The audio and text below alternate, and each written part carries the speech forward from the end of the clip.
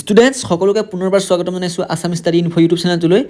তো যোনসকলে এবাৰ মেট্ৰিক পৰীক্ষা দিবা 2025 বৰ্ষত তেওঁলোকৰ মাজলৈ আজি এইটো ভিডিঅ' লৈ আহিছোঁ। তোমালোকৰ বাবে আজি ইংলিছৰ প্ৰায় MCQখিনি শেষ কৰি দিয়া হৈছে। আজি তোমালোকে এইখিনি MCQ চাই পৰীক্ষাত বহিবা। তোমালোকৰ ইয়াৰ পৰা বহুতো কুৱেশ্যন কমন আহিব। তোমালোকে এইখিনি ভালদৰে নিজৰ বহীত লিখি লোৱা। ঠিক আছে, নতুন চেনেলটো ছাবস্ক্ৰাইব কৰিবা, নটিফিকেশ্যন বেলটো অলপ ক্লিক কৰি দিবা আৰু নিজৰ বন্ধু বান্ধৱীসকলে এইটো ভিডিঅ' শ্বেয়াৰ কৰি দিবা যাতে সকলোৱে এইটো ভিডিঅ' পায়। তো এতিয়া আমি কুৱেশ্যনকেইটা আলোচনা কৰিছোঁ, তোমালোকে নিজৰ বহী উলিয়াই লোৱা। তো ষ্টুডেণ্টছ তোমালোকৰ যিটো এইটো 1 নম্বৰ কুৱেশ্যনটো দেখিছা, read the following statement with reference a letter to God and choose the correct option. এইটো কুৱেশ্যন মই প্ৰত্যেকটো ভিডিঅ'তে দিয়া আছিলে, তোমালোকে যদি নাই চোৱা তোমালোকে কুৱেশ্যনটো লিখি ল'বা। ঠিক আছে, যোনখিনি আগৰ মোৰ ছাবস্ক্ৰাইবাৰ তেওঁলোকে এইটো কুৱেশ্যন পাইছে, গতিকে একেটা কুৱেশ্যনকে মই বাৰে বাৰে গাই নাথাকোঁ আৰু এইটো কুৱেশ্যন ইম্পৰ্টেণ্ট এবাৰ পৰীক্ষাৰ কাৰণে চাবা। তাৰপিছত কুৱেশ্যন নম্বৰ 2 চাবা। কুৱেশ্যন নম্বৰ 2টোৰ পৰা তোমালোকে ভালদৰে লিখি লোৱা। কুৱেশ্যনটো কৈছে যে I hope it passes quickly, it did not pass quickly.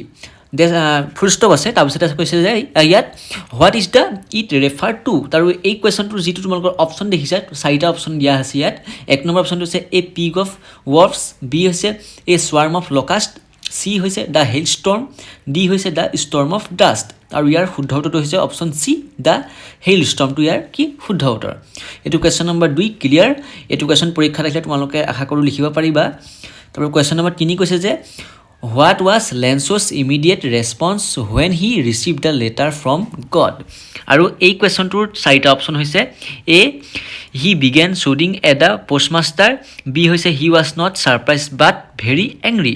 ঠিক আছে, চি কৈছে যে হি বিগেন লাফিং উইথ জয়, আৰু ডি কৈছে he was said and silent.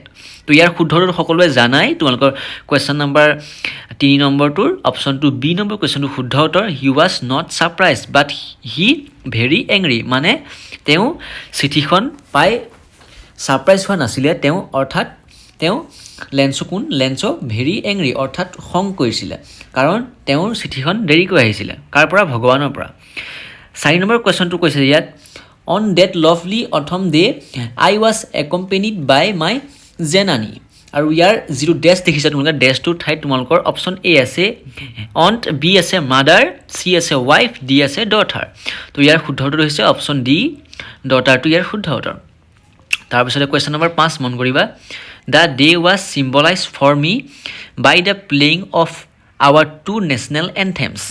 Question number 5 ইয়াৰ তলতে আৰু এটা কুৱেশ্যন দিয়া হৈছে যে what was the occasion when 2 national anthems were being played. আৰু এই কুৱেশ্যনটোৰ যিটো তোমালোকৰ অপশ্যনটো দেখিছা, অপশ্যন এ আছে স্ক্ৰীণত, it was the swearing in ceremony of Mandela, B আছে it was the opening of the world peace day, C আছে it was the international day of games, D আছে it was South Africans New Year's Day. তো ইয়াৰ শুদ্ধ উত্তৰটো সকলোৱে জানাই, option A it was the swearing in ceremony of the কি Mandela. ঠিক আছে, কুৱেশ্যন নম্বৰ 5 তোমালোকৰ ক্লিয়াৰ। 5 number MCQটো clear. আৰু তোমালোকে গেৰেণ্টি দি মই ক'ব পাৰোঁ, তোমালোকে এইকেইটা MCQ এইবাৰ চাই গ'লে পৰীক্ষা তোমালোকৰ প্ৰায় আহিব, আৰু তোমালোকে MCQ ইমান চাই থাকিবলৈ তোমালোকৰ দৰকাৰ নাই। অলৰেডি মই আজি তোমালোকক লাষ্ট ভিডিঅ' বনাইছোঁ ইংলিছৰ, যোনসকলে মেট্ৰিক পৰীক্ষা দিবা। কুৱেশ্যন নম্বৰ 6 আহিলে read the following statements with reference to Nelson Mandela long walk to freedom and choose the correct option. তোমালোকে কুৱেশ্যনটো লিখি ল'বা। ষ্টেটমেণ্ট 1 আছে on the of the inauguration Nelson Mandela was overwhelmed with a sense of history. তাৰপিছতে statement 2 কৈছে Mandela learn that courage is not an absence of the fear but triumph over it. তোমালোকে question এটা screenshot মাৰিবা, নহ'লে তোমালোকে ভিডিঅ'টো pause কৰি লিখি ল'বা। ঠিক আছে, অপশ্যন এ আছে statement 1 is true and statement 2 is false, B number কৈছে যে statement 1 is false and statement 2 is true, C হৈছে both statement 1 and statement are false. ঠিক আছে, তো ইয়াৰ উত্তৰ তোমালোকে দিবা। এইটো কুৱেশ্যনৰ উত্তৰটো মই ৰখাইছোঁ। তোমালোকে 6 নম্বৰ যিটো কুৱেশ্যন কৈছিলোঁ তাৰ ষ্টেটমেণ্ট 1 ষ্টেটমেণ্ট 2টো ভালদৰে চাই লোৱা। আৰু ইয়াৰ মই 3টা অপশ্যন দিয়া হৈছে A B C D, আৰু যোনটো ষ্টেটমেণ্টে শুদ্ধ তোমালোকে মোক কোৱা, অপশ্যন A B C, এই 3টা ভিতৰত কোনটো শুদ্ধ উত্তৰ তোমালোকে জল্দি মোক কমেণ্ট বক্সত জনোৱা। কুৱেশ্যন নম্বৰ 7 আহিলে during September to March it is the season of in cook. তো ইয়াৰ যিটো তোমালোকৰ ড্ৰেছ আছিলে, ড্ৰেছৰ ঠাইত তোমালোকে কি হ'ব, তোমালোকে লিখিবা ঠিক আছে অপশ্যন এ আছে সৰো বি আছে ফুল চি আছে জয় আৰু ডি আছে পেইন তো ইয়াৰ শুদ্ধটো কি অপশ্যন চি জয়টো ইয়াৰ শুদ্ধ উত্তৰ অপশ্যন চি শুদ্ধ উত্তৰ কি জয় ঠিক আছে এইটো কোৱেশ্যন ক্লিয়াৰ এবাৰ কোৱেশ্যন নম্বৰ 8 মন কৰিবা with reference to Coorg choose the correct option for the given sentence তো the theory of Arab origin in relation to the people of Kurk is based on the option A আছে clothes they wear B আছে festivals they celebrate C আছে house they lives in তাৰপিছত D আছে food they eat আৰু option যিটো তোমালোকৰ A clothes they wear to ইয়াৰ শুদ্ধ উত্তৰ ঠিক আছে অলপ স্পিডত কৈছো তোমালোকৰ যাতে বেছি কোৱেশ্যন দিব পাৰো Question number 9 চাবা read the following statements with reference to Kurk and choose the correct option ঠিক আছে Statement 1 আছে whoever visits Kurk is fascinated by the adventures activities that are carried out. Statement 2 হৈছে the people are hostile and cowardly in Kurk. So option A আছে statement 1 is true and statement 2 is false. B আছে statement 1 is false and statement 2 is true. B আছে both statement 1 and statement 2 are true. B আছে both statement 1 and statement 2 are false.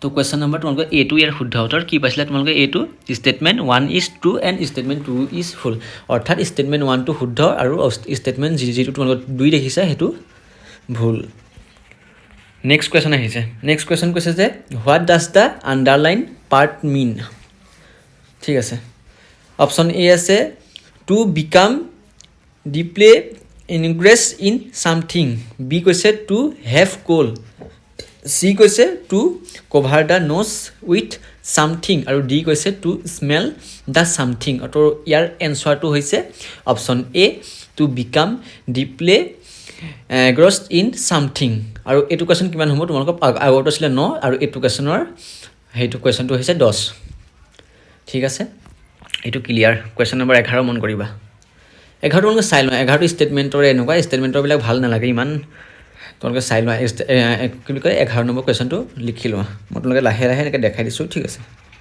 তুমি চাবা question number 12 কৈছে the second flush or sprouting period is important as it option A আছে produce a lot of green tea B হৈছে yield the least B C কৈছে required less work from the laborers আৰু D কৈছে at the time when winter sets in আৰু option B টো শুদ্ধ উত্তৰ তোমালোকে yields the best tea এটো ইয়াৰ শুদ্ধ উত্তৰ কোনটো question number 12 question number 12 the correct answer is B 13 number আহিলে question read the following statement এই আকৌ ষ্টেটমেন্টৰ আহিলে ষ্টেটমেন্টৰ তোমালোকে চাবা মই দেখাই দিছো তোমালোকে এফালে লাহে লাহে দেখাই দিছো তোমালোকে ভিডিওটো পাৰিলে ৰখাই লবা নহলে ডাউনলোড কৰি লবা এইটো কোৱেশ্যন ক্লিয়াৰ 14 নম্বৰ কোৱেশ্যন মন কৰিবা on and on went her thought as she calculated the recalculated planned and deplanned ঠিক আছে তাৰপিছত ব্ৰেকেটত কৈছে hint madam rides the bus এটো পাঠৰ পৰা আহিছে what was the planning about question কৈছে what was the planning about option A চাবা it was about a birthday party B কৈছে it was about a bus ride C কৈছে it was about a picnic আৰু D কৈছে it was about a school event তো শুদ্ধ উত্তৰ কোনটো শুদ্ধ উত্তৰ তোমালোকে স্ক্ৰিনত দেখি আছে question number 14 এটো B নম্বৰ অপচনটো শুদ্ধ উত্তৰ it was about a bus ride to ইয়াৰ শুদ্ধ উত্তৰ question number 15 লৈ আমি এবাৰ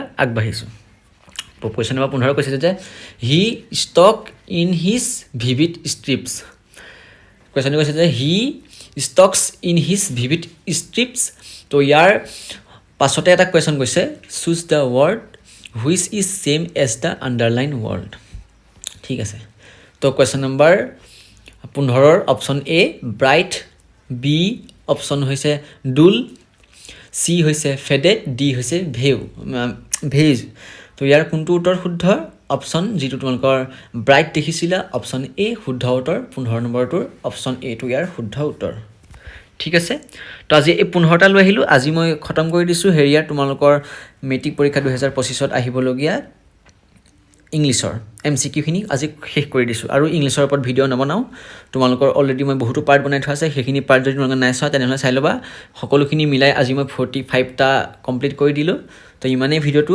তোমালোকে নতুনকৈ চেনেলটো ছাবস্ক্ৰাইব কৰি ল'বা এনেকুৱা ধৰণৰ ভিডিঅ'সমূহ পাই থাকিবা ইম্পৰ্টেণ্ট আৰু মই মেথছ চেছ কিবা সকলো ছাবজেক্টৰে বনোৱা হৈছে আৰু বনাই থাকিম তোমালোকে আমাৰ ভিডিঅ'সমূহ চাই থাকিবা তো ইমানেই ধন্যবাদ